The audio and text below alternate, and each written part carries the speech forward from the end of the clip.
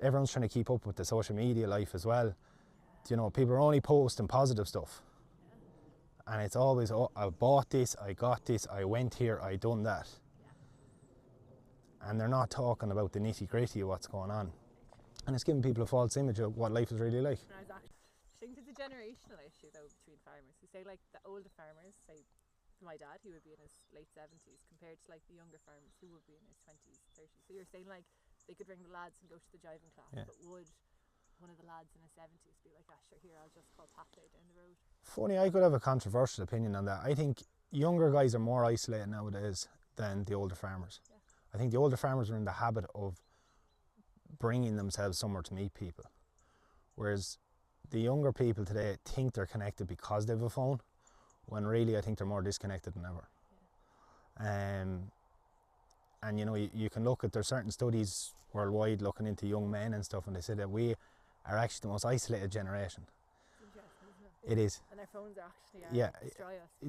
The phone is destroying us. We're connected, but we're not connected. You're not connected really, no. Because you see someone on Instagram, Yeah. and you're next to each other. Like, don't even go on a little bit about that, because you obviously have. Yeah, so like, I think, as I said there, like, I think the older generation are actually more connected because they talk, and when they're talking, they're saying something.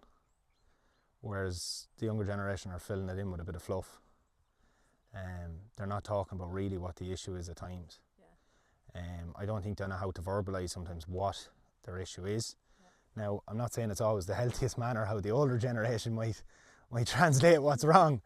There might be some select words used when things go wrong, but I think they have that better connection, I suppose, on a personal level when they're talking to people. I think compared to the younger generation, think that like if I'm sending Snapchats all day to the boys, I'm fine. And then somebody's supposed to pick up on, if you don't send Snapchats today, there's obviously something wrong.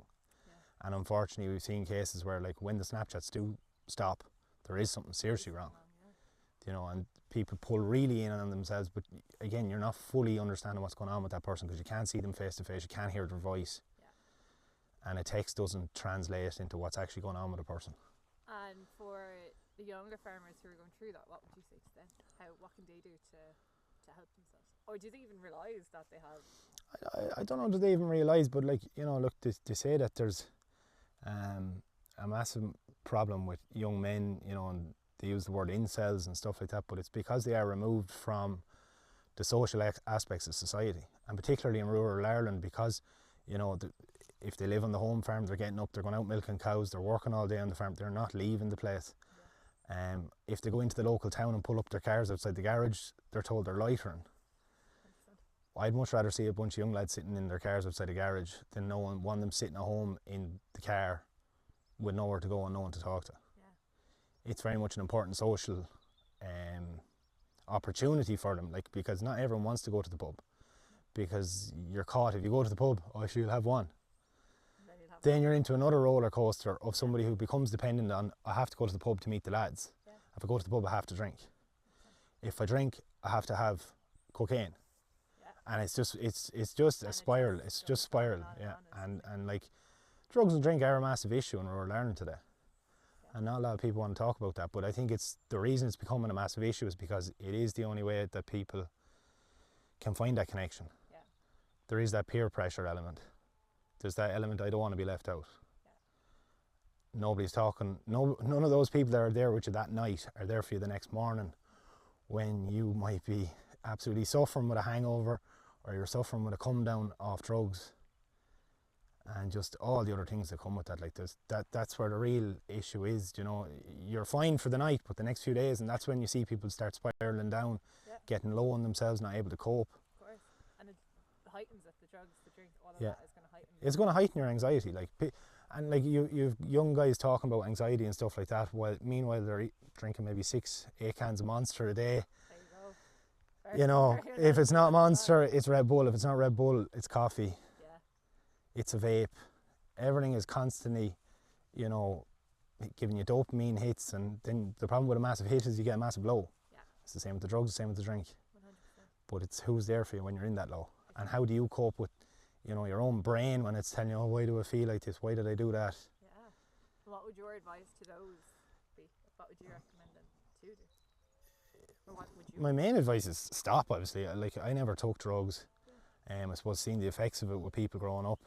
I did drink. I've kind of given up drinking in the last few years because I just noticed I'm way better, feel better without it. Why do I want to be suffering on a Sunday when I have X amount of jobs here to do because I've been away working all week?